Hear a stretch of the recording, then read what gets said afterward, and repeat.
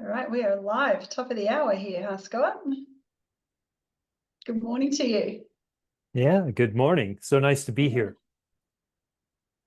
It is good to be here, right?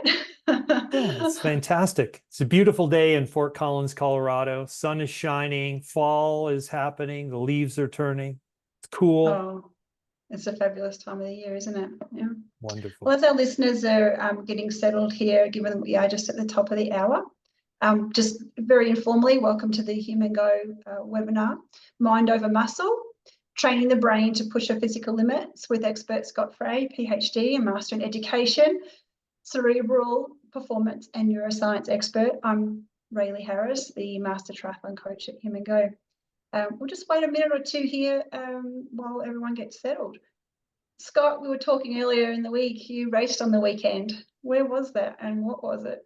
I did. I raced a long gravel race north of 110 miles down in Trinidad, Colorado, in the Spanish Peaks, which I can highly recommend. It was called the Rad Dirt Fest. It was part of the Lifetime series, and really interesting from the perspective of what we're going to talk about today, because those of you who've done any of these gravel races know that even if the race is super long and it's going to be a long day, it's all about getting in a good group and being able to roll in the draft. And this race started out with a short straightaway, a 90-degree turn onto a very steep climb for about 3 to 4 minutes.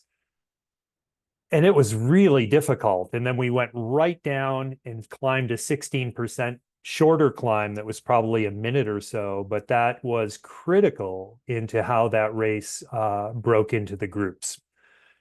And perception of effort was a big thing there, right? Because you're thinking, wow, I've got a long day here. I'm going to be out here for 6 hours.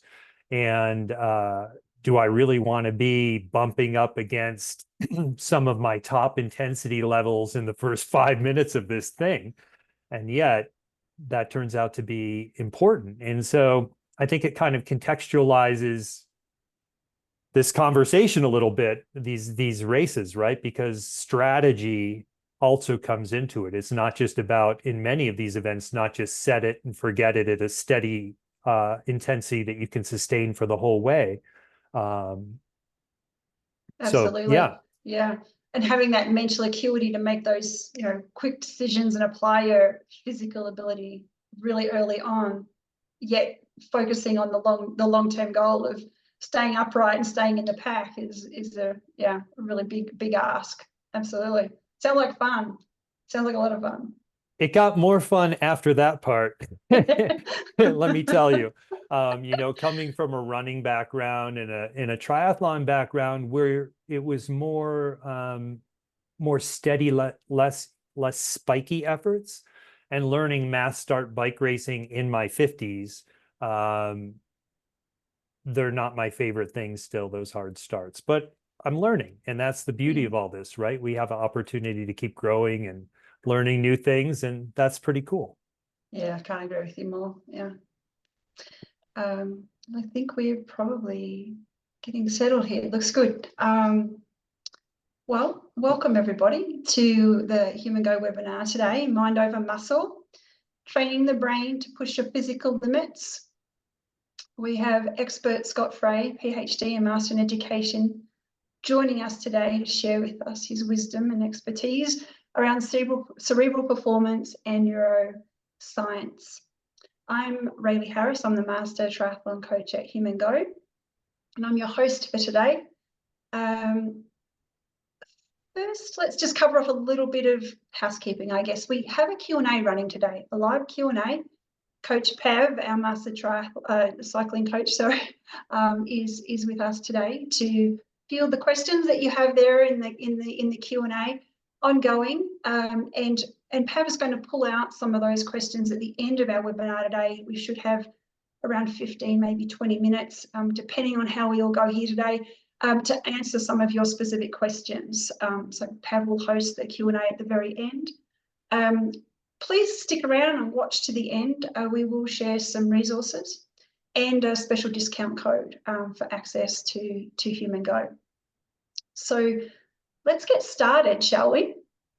Sounds You're great. here today to talk, or I guess, Scott, about the role that the mind plays in our physical performance. And Scott, I can't say enough how honoured we collectively here at Human Go feel to have you be our expert on the panel today. Given that you have 30 years of academic experience that included a significant amount of original research. You've trained numerous young scientists across the globe, and you've led 2 brain imaging research centres and run a PhD program. So, but this is where your story gets really interesting. You elected to leave academia, and really at what time I guess a lot of people would consider the absolute pinnacle of your career, you closed down your lab. You resigned from your position as an endowed professor of cognitive neuroscience. And Scott, then you headed off on a new adventure that evolved into focusing your energies around cerebral performance, which in short brings us together today. So yeah. I share that because it's not just the academia that you bring. Since leaving that formal environment, you've taken that science and started applying it to real life experience. So thank you for being here. Thank you for sharing. I'm going to hand over to you now, Scott, because I think the context in which we're going to learn today, and then we're going to set the scene, is really in our next couple of minutes here. So I'll hand over to you. Yeah, that's terrific. Thank you.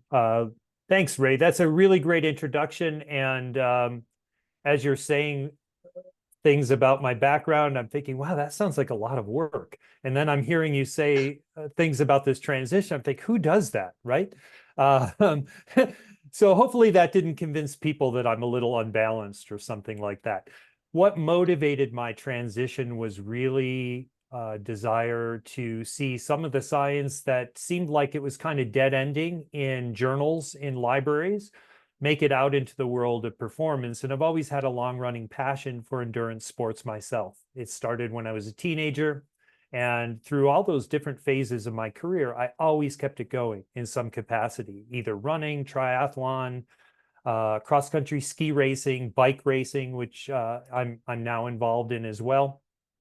And it really made a tremendous difference in my life. And I think all those accomplishments that you mentioned wouldn't have happened had I not discovered endurance sports, because the lessons I learned through getting out there and doing those activities, come rain or shine, really informed how I approached the rest of my life. And so when I think about this transition to this new adventure of working with athletes and trying to bring some of that science to bear on them, that really also stemmed from a desire and a confidence to take risks and know that it's important for us to be excited about what we're doing. And so I'm here to share some of my excitement around this topic. So the objectives that we're going to have today are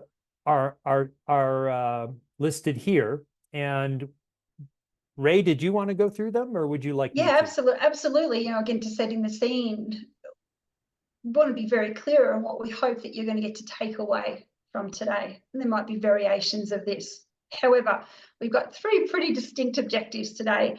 One is to leave today with an understanding of what the role of perceived exertion, or rate of perceived exertion, PE, in the context of this, this webinar today, has in endurance performance and how it's assessed.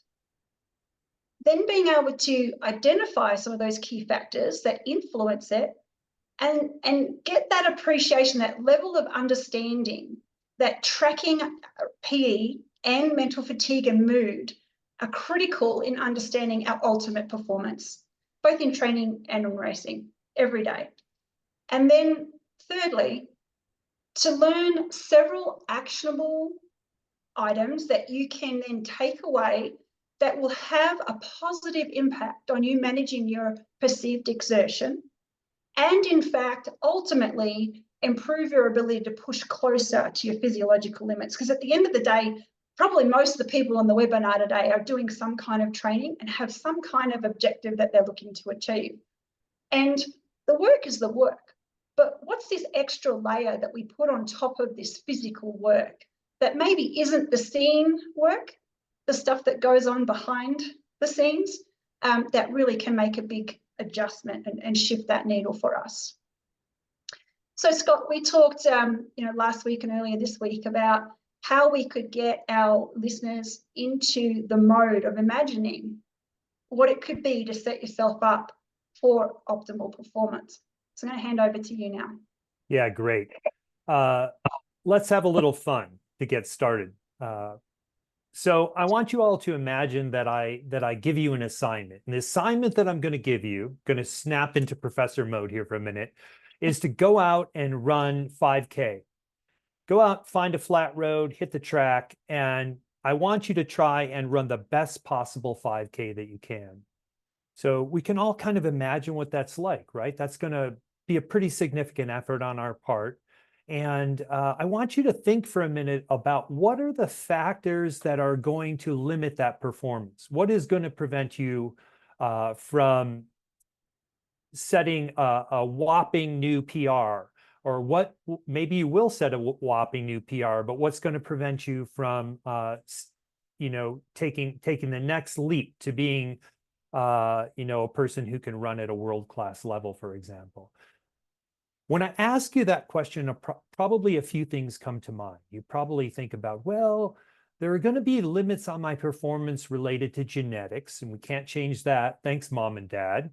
But then in addition to that, you probably start to think about the things that you're addressing in your training. You probably start to think about neuromuscular systems, metabolic systems, cardiovascular system, energy systems, and so forth. The kind of things that following a training plan are meant to address. And then maybe you start to think, well, fueling's probably important for this. Hydration might be important for this as well.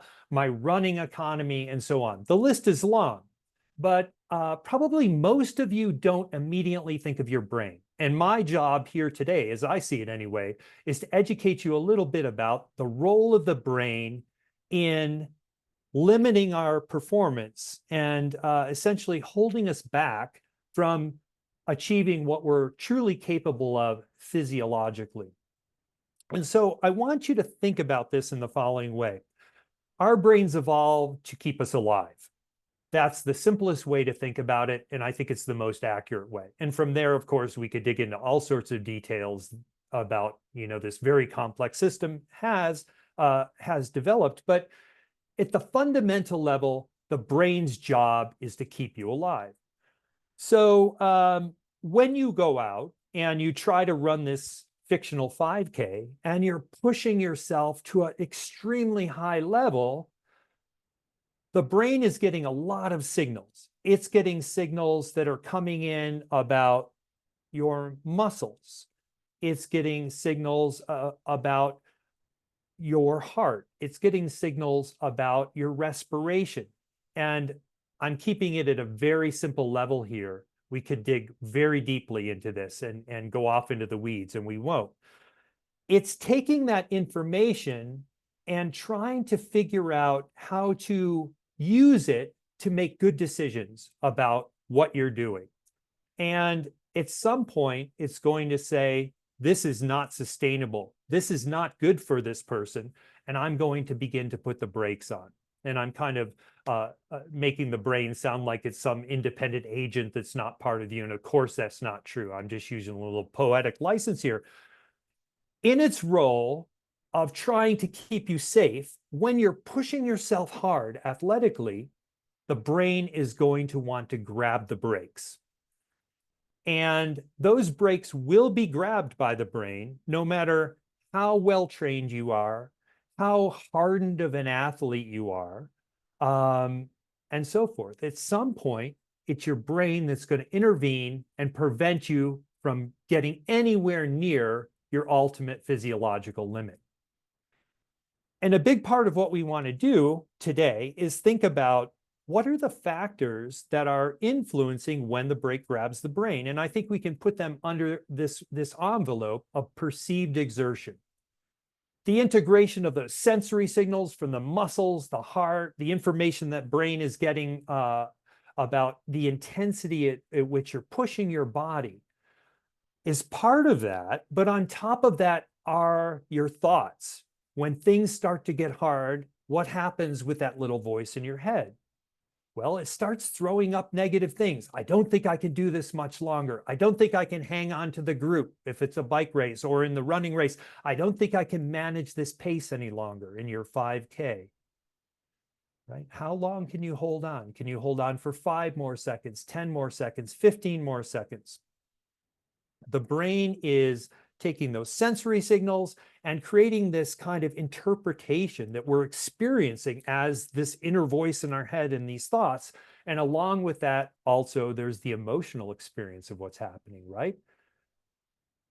There's anxiety that comes about when we really try to push ourselves very intensely. And all of those things are part of this bigger sense of perceived exertion. How hard are we going? What we're going to be looking at here today, as we dive a little deeper into this topic, are some of the factors that are involved in the brain's choices about when to grab the brakes, and also what we can do to get the brain to be a little more lenient to allow us to go that little bit further. That was super fascinating. And I hope our audience, as they were imagining going out and doing their best time for a 5K, listening to you, Scott, were able to break down what this sense of overwhelm sometimes can feel. It just gets hard. And yet you're breaking it down into all these components that contribute to our perceived exertion. Why is it getting hard? What environmental factors are coming into play here? What history is coming into play here? All those pieces, but yet we feel it in a split moment. That was super fascinating for me as well. I was nodding when you were describing, can I go for another 5 seconds? Can I go for another 10 seconds? What are these limiters that are preventing me from being able to do this? So in that context, I guess there's going to be some terminology that could be new to some of our viewers today, or even, could be valuable to revisit some of the terminology that comes into play when we start to consider perceived exertion and how our brain functions. Mm-hmm. Yeah, so let me just review a couple of the things in advance so that we're all on the same page. So we've already introduced this idea of perceived exertion. It is sort of the totality of your experience of how hard you're working, right? And as I was mentioning, there are all these different components. There's sensory. Your brain is also sending the motor commands to the muscles, to the heart, to the respiratory system. So it knows how hard it's pushing them, as well as the information it's getting back from your senses. And again, I want to really emphasize this. There's a big cognitive component, or thinking component, and emotional component, where you're interpreting those feelings and those sensations and contextualizing them in terms of what you're doing. I like to give people this little example, right? If you think about that 5K, imagine that you've just gone through the second mile, right? Or you're like 3.5 kilometers into this thing. It's really starting to hurt. The perceived exertion is going up, but you have a context in which you know why it's hurting, right? If you were to feel that way right now, sitting here listening to that webinar, wow, right? You'd immediately tap out and want to get rushed to the hospital. It's bad. But part of that perceived exertion also, it doesn't exist on its own. It exists in a context. And when we talk about perceived exertion and the things that affect it, we'll talk about that and how your experience and your knowledge also play into what you do with that kind of perception of exertion and how you contextualize it. Cognitive load, and the flip side of that, cognitive resources are going to come up. When we talk about cognitive load, we're talking about essentially how much information your brain is having to process at any given time. So when your brain's doing this calculation of perceived exertion, and at the same time having to keep you moving as quickly as you can in order to get that 5K PR, that's a lot of cognitive load. It's using a lot of your resources, right? And that turns out to be a really important thing for our discussion to think about. And I'll come back around to that in a little bit. One of the things I want to emphasize here is the kind of processes we're talking about are not all happening consciously. Yes, there's the aspect of your perceived exertion that I've been emphasizing here, where it's how do you feel in your conscious awareness. But there's a lot of things going on in the brain that we're not consciously aware of. The brain is calculating and estimating what's going to happen down the line and how much energy I have left and so forth. We're aware of some of that, but there's a lot of that that's not conscious or non-conscious that we're not aware of too. So we don't want to neglect that in our conversation. Fatigue may seem self-evident, but the way in which I'm going to use it is, I think, bears a little bit of attention. And that is, I'm going to make a distinction between brain fatigue or mental fatigue and the kind of fatigue that you usually probably think about when you're thinking about running or recovering from a bike event or something like that, muscle fatigue. So mental fatigue and I'll say physical fatigue are really incredibly interrelated. And as you leave this webinar today, I think you'll have a better appreciation for what I mean when I say that. The amount of mental fatigue that you're carrying is related to how intense your perception of effort is. More mental fatigue, more perception of effort, lower performance. It goes down. We want to build fatigue resistance, and we do that through physical training. But as you'll come to learn, there are things we can be doing to make our brain more fatigue resistant as well. And that's going to be a big focus of the actionable stuff we talk about today. Yeah, the actionable, how we're bringing awareness to the function of the brain in all of this, and understanding now we're getting to the crux, right? Physical Exactly. exertion, perceived exertion. What are Let's we keep that. processing? Oh, go ahead, Ray. Sorry. No, I guess the question is, what are we actually processing as we're evaluating our perceived exertion? Yeah, and that is a very big topic, but I'll try to simplify it in the time that we have here. So I've already touched on this idea that your brain is there to keep you alive. It's there to protect you and make sure that you live to fight again another day, basically, right? And how is it doing that? Well, the brain is constantly assessing our levels of effort, how many resources we have left, and adapting our behavior. And the way it does that is based on the past, the present, and the future. So as you follow a training plan and you get out and you do the work, you are not only building fitness, neuromuscular fitness, cardiovascular fitness, metabolic efficiency, all of those wonderful things, but you're also training your brain. Your brain is learning to tolerate what it is to go out and do those intense VO2 max intervals, or hold a threshold effort, or do an over-distance workout. You start to get familiar with the feelings of perceived exertion that accompany those different intensities and different distances. And that contextualizes the present experience that you're having when you're out there trying to set that new 5K PR, right? It is now, I'm familiar with this. It feels bad, don't get me wrong. And if we look at professional athletes and their ratings of pain in the laboratory, endurance athletes, they still feel the pain as intensely, but they're able to tolerate it better. And we think that's based on familiarity, right? You go there in training and you're better able to go there in your competition.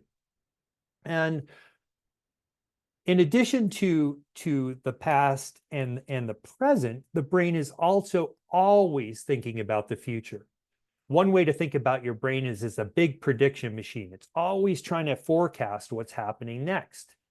And and adapt your behavior in an anticipatory way rather than just reacting to what's happening in the moment. That's a really important aspect of this big neural machinery that we carry around with us. So the brain's role is a complicated one where it's using past experience to adapt behavior in the present context, and also it's being influenced by its predictions of the future. And again, this is happening within our awareness, but some of it is happening outside of our awareness. As we train, as I mentioned, we get familiar with discomfort, and that familiarity allows us to tolerate different levels of perceived exertion, but it also lowers our perceived exertion from a given effort. And so if you ask me, what is the one most powerful thing I can do to lower my perceived exertion for a given workload, I would say, hands down, it's do the training, right? We're not talking here about mind over muscle, right? It's a good title. I love it. But I want to be clear, we're not saying you can think your way through things and not have to do the work. The work is number one. What we're talking about are things in addition to the work that we can be doing to optimize our performance.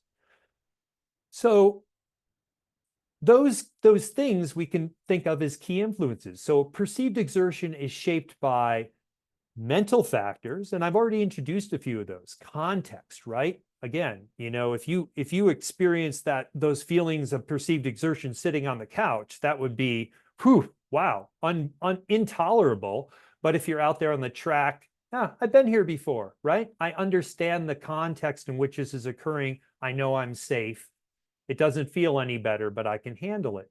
There's the physical aspect, which is the training aspect. As you train more, you learn to tolerate more of this. And then there are a host of environmental factors that play into this. And by environmental factors, I mean things like heat. I mean things like terrain. I mean things like cold and so forth, right? So there's a lot of things influencing how intensely we perceive our exertion, even for a fixed workload. We can manipulate those factors and show that even if you're holding a steady amount of wattage on the bike, if we start to introduce variations in your thoughts, variations in factors other than the actual amount of work you're doing, your perceived exertion is affected by that. One of the things that we overlook all the time, and I see this in the professional athletes I work with, as well as the age group athletes I work with, is mental fatigue. Mental fatigue, how much fatigue you're carrying around in your brain at any given time, has a major influence on perceived exertion. And through perceived exertion, the more mental fatigue we have, the higher our perceived exertion for a given workload. And of course, then the brain is going to grab the brakes quicker and lower our performance. So what we'd like to do is kind of now focus in our conversation a bit on mental fatigue and understanding it better, and then move into a little bit of the actionable things we can do to address it. Guilty as charged, focusing on physical fatigue and forgetting about the aspect of mental fatigue. As a coach, I think this is super exciting. For self-coached athletes, I think we're starting to get into the real nitty-gritty of what it is that we're applying here. Thanks for the context there, Scott. Yeah, let's talk about mental fatigue. Excellent. So I'm going to start out with an example from research that I think will put this in a context that athletes, endurance athletes, that coaches can relate to. So a bunch of U23 sub-elite cyclists, really high performers, right? But not world tour, brought into the laboratory and were asked to do 30-minute all-out time trials. Sounds like a lot of fun, doesn't it? The critical manipulation of this study was that half of these individuals had to do very cognitively demanding tasks for a half an hour before doing the time trial. The other half of the group did much less demanding kind of cognitive tasks. So what the experiment is designed to look at here is how inducing a state of mental fatigue in these athletes in an acute sense affects their ability to ride an all-out 30-minute TT. And what they found, I think, is compelling. They were slower, right? Which is the most important part. And why were they slower? Well, they were slower because they had the group that did the cognitively demanding tasks was slower. And they were slower because they put out less power on average and they had lower cadences. And yet they showed increased perceptions of fatigue and a lower sense of energy than the group that did the less cognitively demanding tasks, despite the fact that they weren't doing as much work. I see a lot of lessons here for us. Those of us who aren't racing for a living, as well as those who are. The biggest lesson I see is that a demonstration in a controlled setting of how mental fatigue really can affect physical performance, and that it does so by manipulating our perceptions of how much energy we have, our perceptions of effort and fatigue. So I think this is a really nice study. It's a fairly recent study. There are many, many more that I could have chosen in the literature about this. And when I look at this, I think about the lives of the athletes that I work with, as well as my own life, and wonder how much of the demands that I'm carrying mentally when I go to the starting line are influencing my result on a given day. And I suspect that it's quite substantial. I was paralleling with you as you were describing that, Scott, and is making that correlation and asking myself even, can that be a bigger factor on a day-to-day basis based on the mental fatigue that we're taking to our training sessions? Some days it just feels good. Other days it doesn't. Why is this? And then the lead question was, well, but then how do I track that? It almost seems somewhere up there in the ethereal. How do I grasp what this is, and can I measure it? Yeah, no, I think that's critical, right? Because we know that if we want to begin to understand something, we need to quantify it in some way. We need to be able to measure it over time, and then start to look at how we can intervene, and are those interventions effective? And without measurement, we'll never know. So let's think a little more. So those of you who use Human Go have a ready-made opportunity to do this, right? You have tools built right into the system. You might be thinking to yourself, okay, brain scientist, you probably have something super sophisticated up your sleeve. First, I don't have sleeves, but second, I don't have something more sophisticated.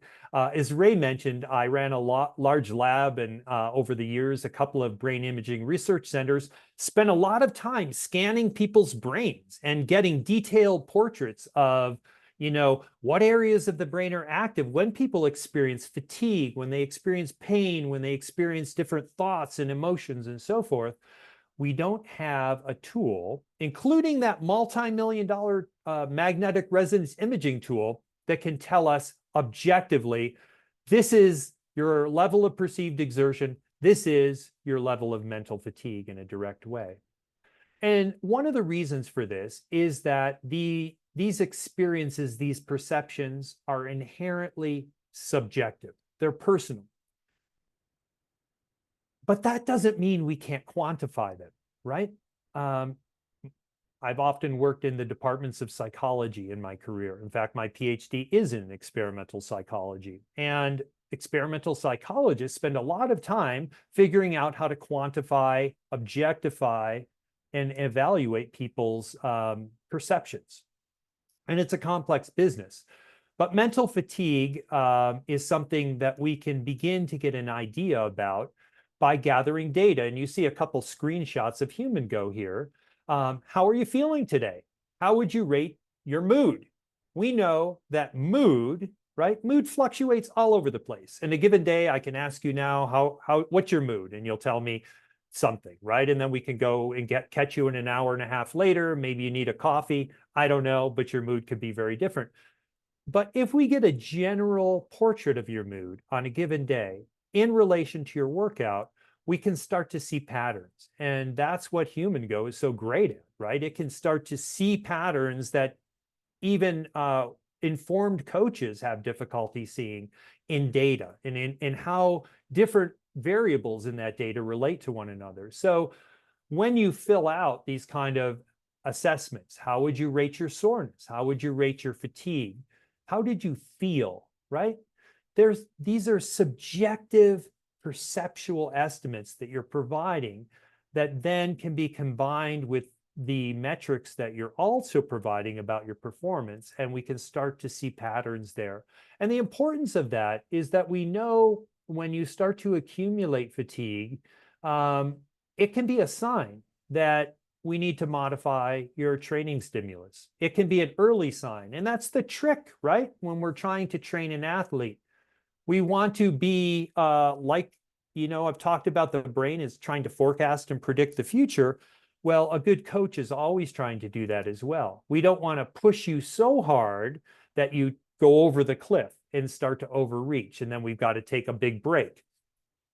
Likewise, we don't want to give you too little a stimulus to cause you to adapt and grow stronger and to supercompensate. If you're not completing these kind of evaluations after your workouts, and notoriously people neglect these kind of things, and regardless of the format that they're provided in, you're really missing out. I think it's a very important tool. And these assessments of subjective measures, I just want to say, they do have reliability, they do have validity, the things we look for in any kind of test or measurement that we might use.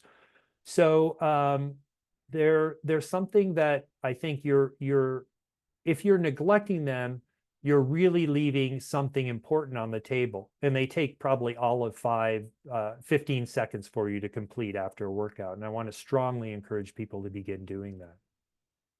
Yeah, Scott and I were talking last. Oh, I think Ray froze. So I'm going to just go ahead. Ray, I'm sorry to see that. Hopefully we get you back soon.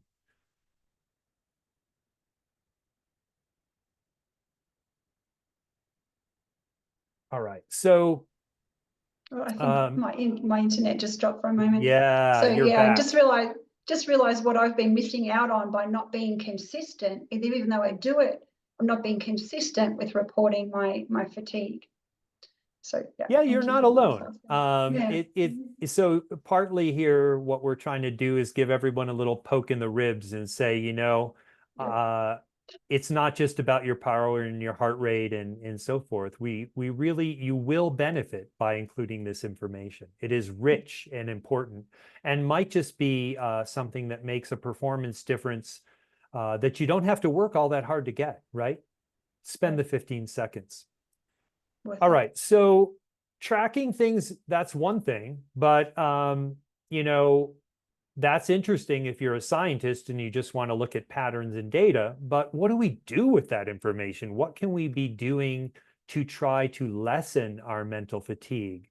I hopefully have convinced you that it's important to know what it is, because it does affect perceived exertion and in turn performance. So, it's been very interesting as I've launched into this new career to discover that even athletes who are Olympians often are leaving things on the table by not addressing these things. So some of the work that I'm doing with very high level professional athletes is what I'm going to share with you right now, and that all of you can do, and you can do it for free. You don't have to go out and buy a new set of wheels or a new TT bike or the latest and greatest whatever, right? This is there and it's available for you. You can start today. The first is, don't think about tapering for an event just in physical terms. It's just as important to have a mental taper that reduces that cognitive load on the brain. And by reducing that cognitive load, what you're going to do is allow yourself to have an ability to go deeper, because your perceived exertion for a given workload is going to go down. So you can push a little bit further before you start hitting those peak performance perceived exertion levels, right? That's going to give you an advantage. So some of you are probably sitting there and thinking, yeah, well, I'm not a professional athlete. I can't, take a nap in the middle of the day. I'm at work, whatever. How am I going to do that? I think look closely at your life. You might be surprised at the things you find. One of the things I want to say is social media. There's now a really some nice data out there about the effects of spending, say, half an hour, right, on social media before a training session, and showing that the mental fatigue that accumulates from that half hour can definitely affect the ability to do work during that training session. So what does that mean? Well, if you can, let go of some of those optional things, like trolling social media leading into your race for a couple of days. It might be a good time to do that, right? Take a social media sabbatical. Look for other ways where, for your big A event races, there may be things that you can do ahead of time. If you're a college student, like some of my athletes are, get the assignments ahead, get them done so that you're not doing them on the days of leading immediately into the race. Take a look at your life and figure out how you can have a mental taper, right? I bet that for most of us, there are ways that we can simplify and eliminate things to take that load down. I want to use the analogy here of a bucket. You've got a bucket that has just so much capacity. That's your ability to handle cognitive load. As you head into a race, there's a lot of things coming into that bucket that might not be there all the time. There's stress of travel. There's stress of knowing that you're going to be doing something hard, and stress surrounding the competition. There's dealing with equipment. There's dealing with all of the race day and pre-race prep, and all of this is requiring room in the bucket. If the water level of that bucket is already full, it's going to look like this picture here, right? You're going to start spilling over the top. And when we start spilling over the top, we're not at our best. Perceived effort is going off the charts. Performance is going down. We're going to have difficulty focusing on the job at hand and getting it done. Anything you can do to make room in that bucket as you head into that race is going to pay off in better performance, even without any gains in your physiological capacity. It's going to allow you to use more of it, right? The second thing is automation. You'd be surprised at the number of high-level athletes who have tons of room for improvement in this, right? And as amateurs, we can also harness some of these same tools. They're not that complicated. But having lists and alarms about when you need to do things and what you need to do will save a lot of space in that bucket. If you're trying to hold everything in your mind about, when do I need to get up? When do I need to eat? Is my bike ready? Do I need to make a tire change? All of those kind of things. Have I packed what I need for the trip? When is the flight? When does the car need to go out of the driveway? On and on and on, right? Did I remember my toothbrush? Whatever it happens to be, right?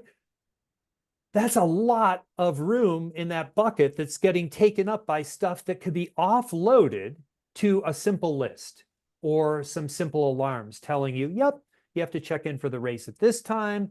You need to start your warm-up at this time. You need to finish your warm-up at this time, and so on.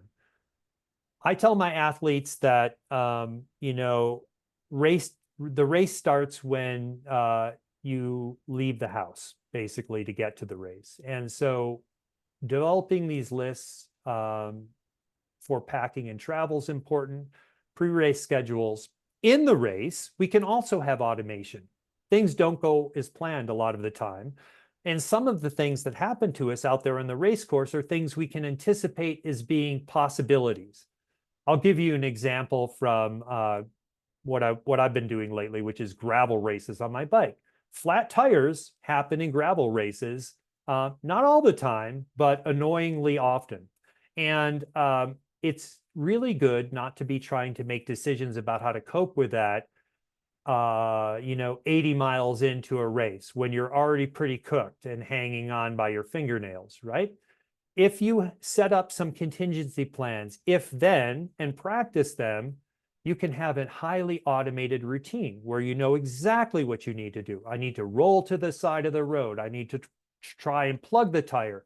If plugging the tire works, then I need to throw some CO2 in it and get rolling. While I'm there on the side of the road, I'm going to take a quick feed because it's a great opportunity to do that. What I'm stressing here is automate everything you can.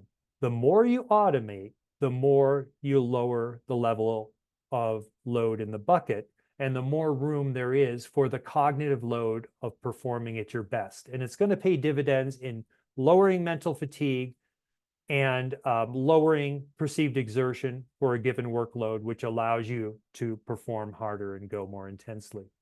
And this can even extend to your post-race plan, right? Depending on your event. Where are your warm clothes, right? Where is your post-race hydration and food? Where do you meet the people that you want to meet after the race, and so on and so forth? All of this can be had for free, and it works. And I think that's super exciting there too, Scott, to know that this is backed by research, that we know that by lowering that mental fatigue load, that our performance will be enhanced. And what I'm taking away from that is this concept of automation for an event or a peak performance can also be applied to our everyday. Because I'm sure, and again, 2 hands up here, from day to day, and a lot of our audience have experienced that level of mental fatigue that we carry from day to day as we're training for these peak events. So looking even deeper at what our day-to-day can look like, and looking at opportunities for automation of life processes to keep that mental fatigue lower is going to enable us to show up. That's right. It doesn't have to happen at race day, right? We were kidding around, Ray, and saying, how much it can really derail you if you get to the pool and don't have your goggles, or you get to a group run and you've got one shoe or whatever. And we've all been through this, right? It's not necessary. It's not necessary to be scurrying about the house. You can have things simple. It's a repeatable process. You're doing it most days. Simplify your life, write it down, and perfect the plan over time. Absolutely. All right. So I guess I'll say just a few words about some work that is new to me that I'm doing that really does tie directly into my background. So a lot of what I did as a cognitive neuroscientist was create tasks for people to do that would put demands on different brain systems. And then we could look at, what are the variables that affect their performance behaviorally, but also how is that playing out in the brain? What are the brain mechanisms and so forth? And there's been a lovely and growing amount of research over the last, I'd say, 15 years, looking at whether stressing different brain systems by having people perform cognitive tasks that induce mental fatigue might have a training effect on those systems. So our brain has this wonderful ability to respond to a training stimulus, just like our muscles do. We can stress the system, and through practice and repetition, the system gets more efficient, right? It doesn't get stronger in the sense of a muscle, but the neural circuits that we're repeatedly activating together become more tightly connected to one another. They're actually physiological adaptations that take place to make those circuits become more efficient with practice. So we've been incorporating specific kinds of cognitive tasks, cognitive training tasks, in partnership or in ways that complement people's training programs. So having them do certain kinds of brain training exercises, computerized exercises that put them under a cognitive load in association with whatever physical fatigue they're experiencing. So I have athletes who come in, after a hard interval session and immediately get on the iPad and start working through a set of tasks that I've designed for them, where I have the ability to vary, these should be concepts familiar to everybody, right? Intensity and duration, volume, just like you would for a training stimulus. These tasks are periodized, right? There's a wonderful new post I saw Pav put out about periodization and how we overlook that, as many of us in our training. We use periodization as a fundamental principle in the kind of brain endurance training work that we're doing as well.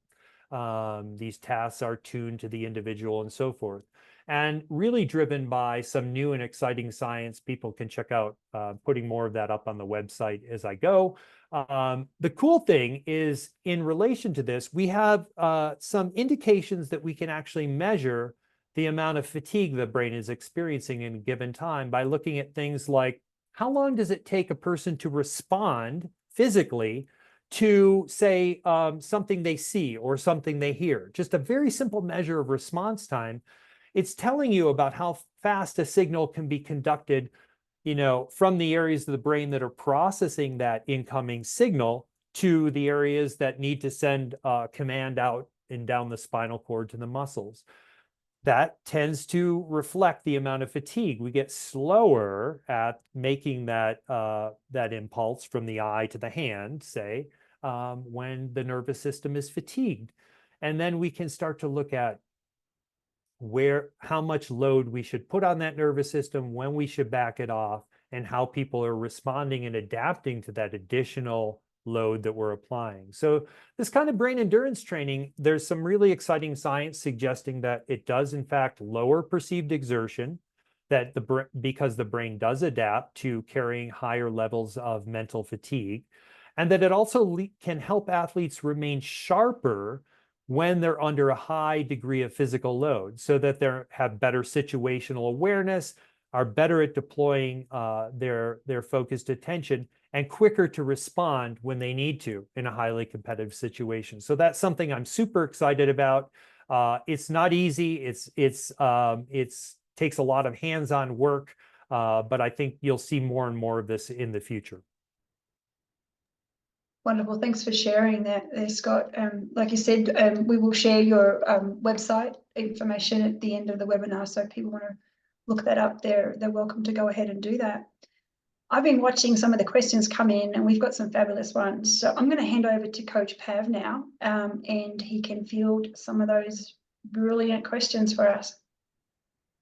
Thank you, Ray. Yes, absolutely fascinating, Scott. So thank you. We've got several questions that have come in, encouraging people for the remaining time to just send those in as well. So I'm just going to start reading these off, Scott. First one's from a different Scott.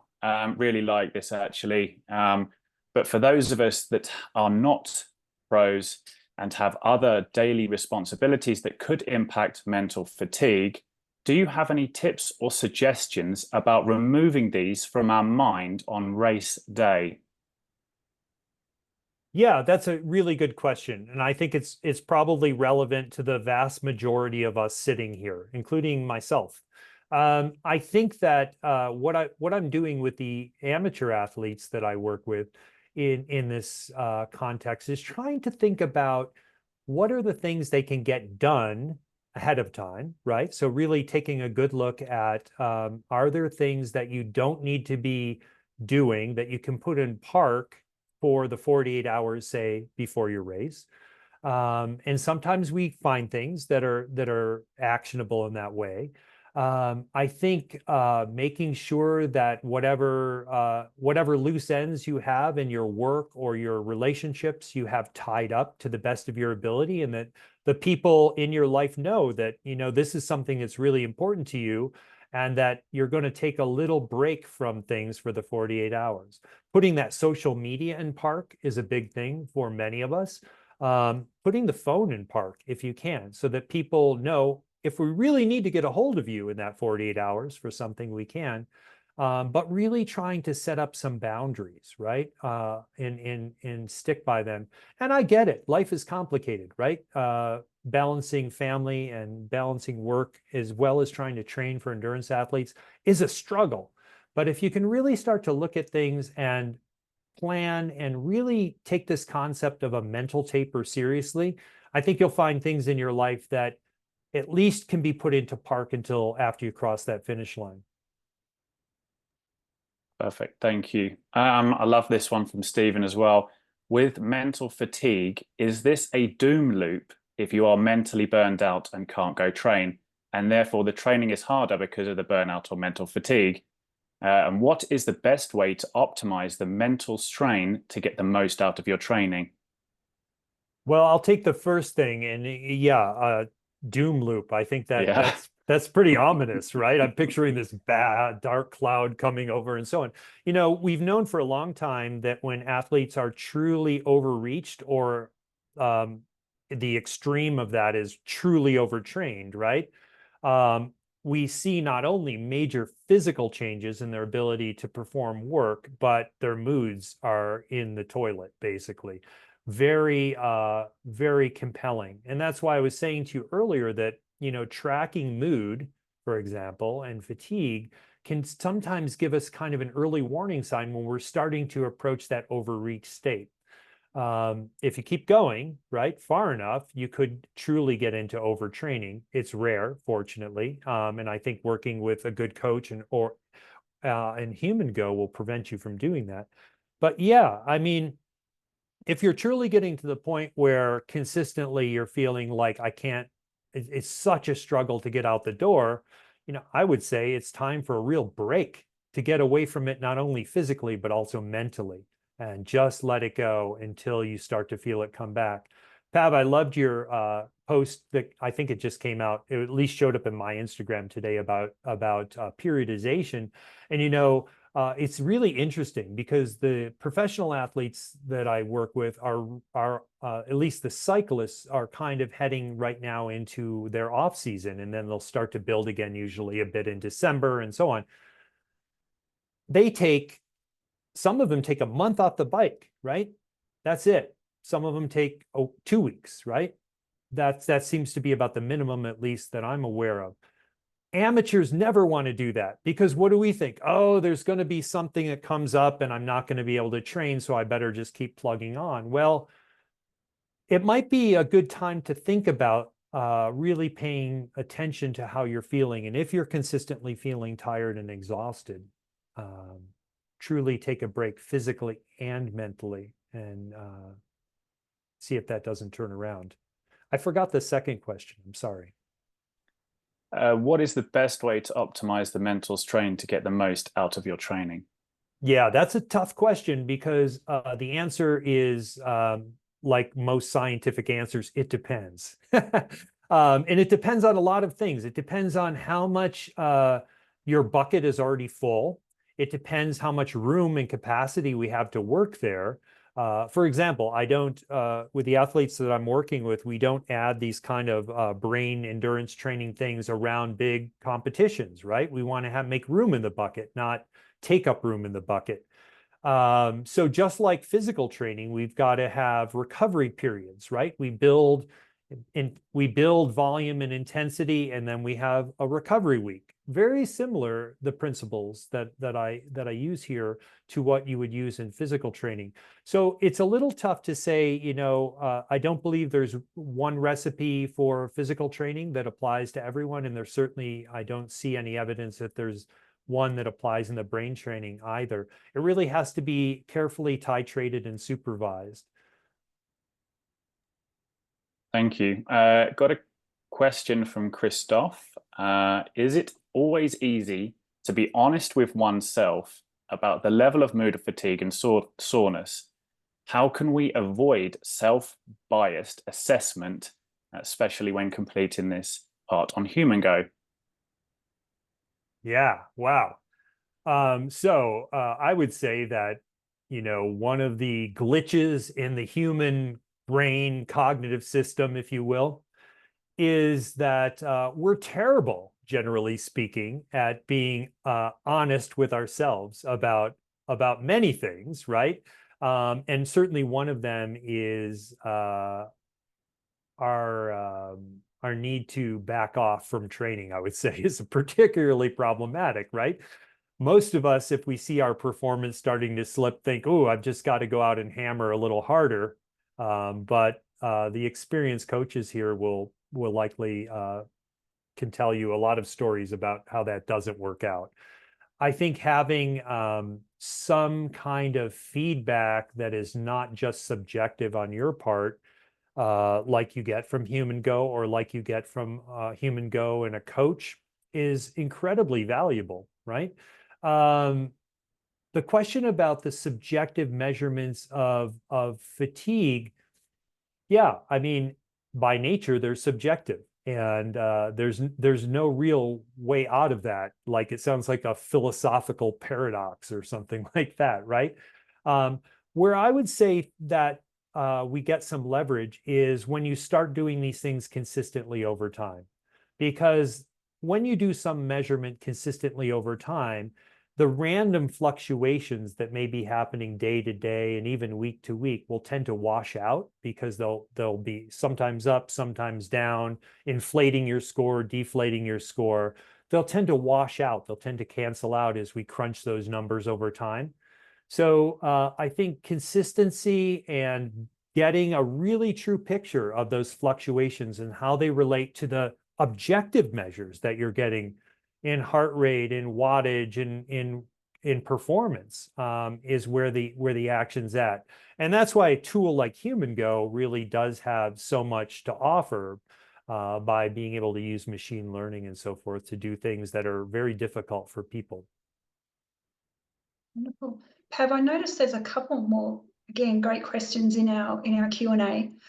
Given that we're at the top of the hour, I just want to pause here and just thank anybody that has to leave us right now, knowing that this will be recorded. You'll get the answers sent that we continue on with. If you're all right, Scott, staying on for another 5 minutes to answer those it'd be questions. wonderful. Thank you. We have some resources in the chat today, including a discount code for 15% off of your subscription, either an annual plan or a 6-month plan. On the website, use code MINDSET for that. Have also added Scott's website link there, and there's also an email address if you have specific questions for us that you would like us to answer offline. Please reach out to us via the info email. And Pav, I'll hand back to you to continue on the Q&A.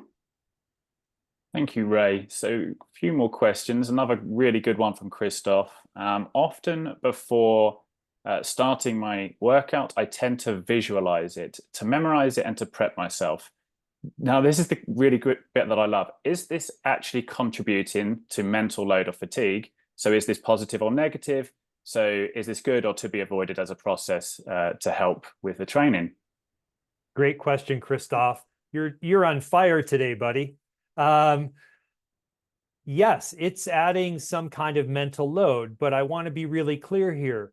Mental load or cognitive load, as we are going back to our glossary there, right, is not good or bad, right? There's no way to empty the bucket. We really wouldn't want to do that, right? You'd be, I don't know what, it wouldn't be good. Something like visualization, as you're describing it, is going to be a good use of some of that bucket's capacity, because it's contributing to you being able to execute the plan and execute the workout, which is how you're going to get the adaptations that we're looking for. So what I'm really talking about here, and what your question really points to, is that mental cognitive load is necessary, but we want to use the space in our bucket as wisely as possible. And I would say your visualization is an example of using it wisely. I would say that spending 15 minutes visualizing your workout, or however long you do, in order to perform and execute it better, is a perfect use of that cognitive load, versus 15 minutes of doom scrolling on your phone. So it's about making smart choices of how we use the limited capacity that we have. Fantastic. A couple more. One from Eugene. Any thoughts about the role of meditation in building mental fatigue resistance? Yeah, I'll tell you a funny little story. I'm glad you brought that up.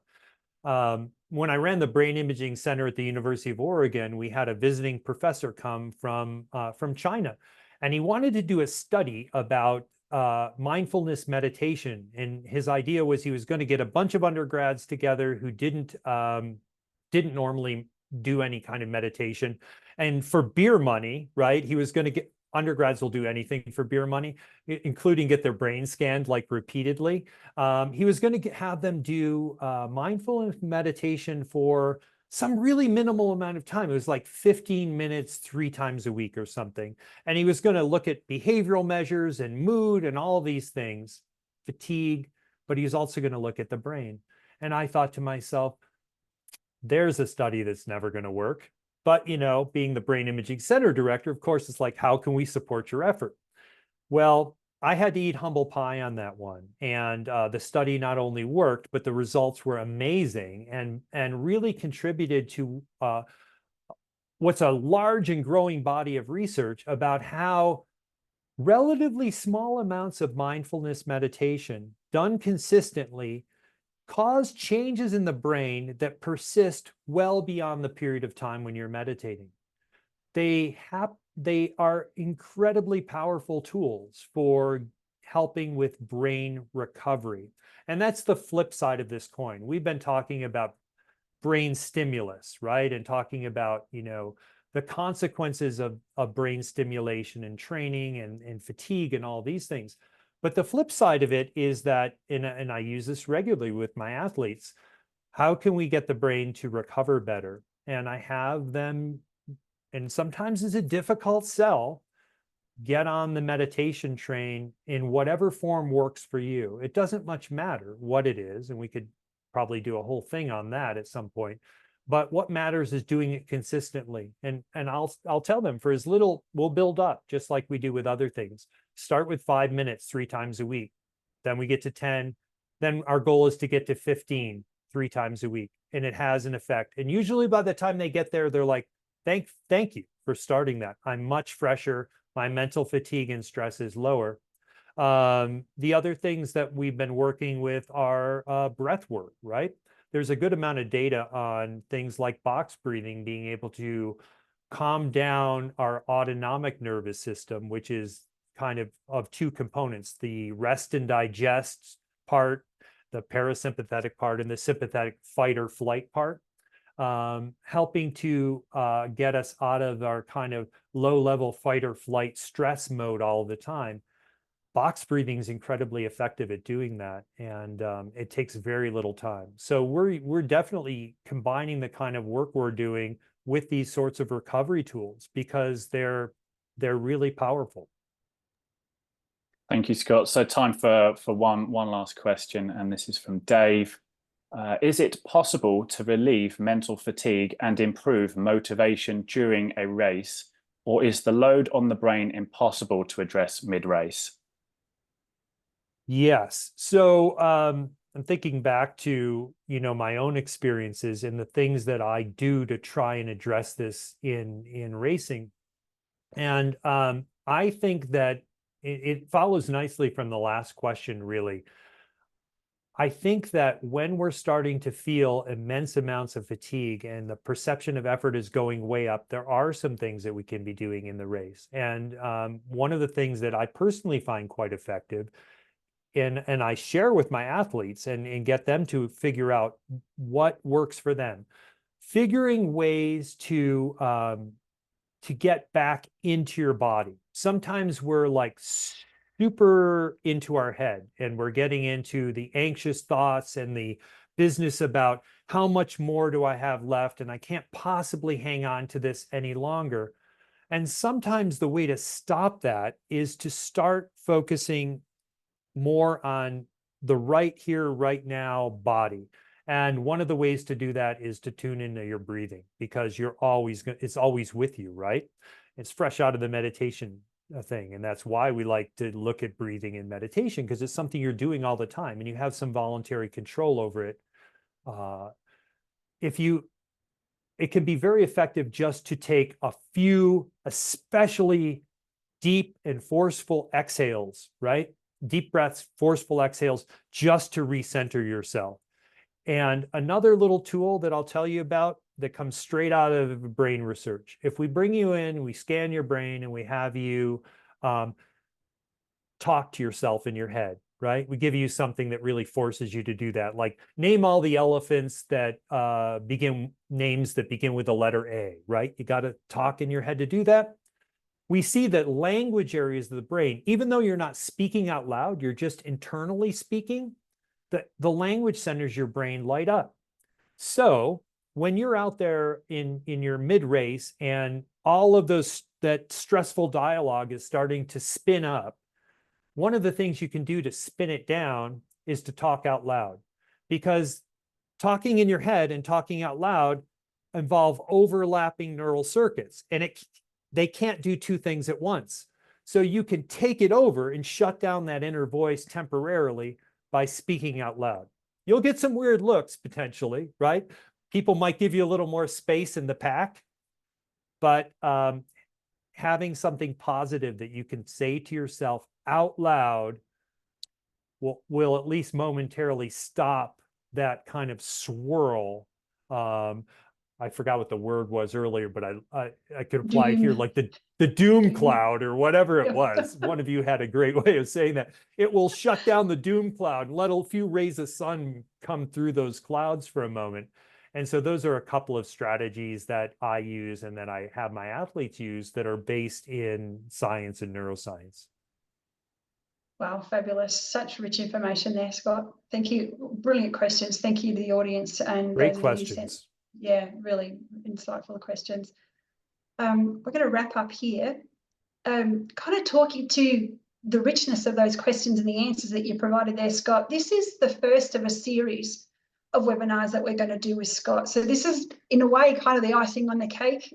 Feel like we've blown out the candles and now we get into the good bits next. So stay tuned for some up and coming events. And also, we really appreciate, and the webinars that we've held in the past have been really valuable for our kind of planning and feedback and the way we support you all. So we have a feedback form in the chat. Please give us your feedback. We'd love that. And let us know what we can do better, what we can change, and maybe how we can support you into the future. Don't forget to take advantage of the 15% off code that we provided you here today, and stay tuned for a copy of this webinar in your inbox very shortly.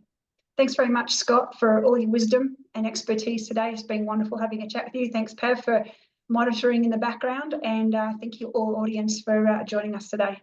Thank you.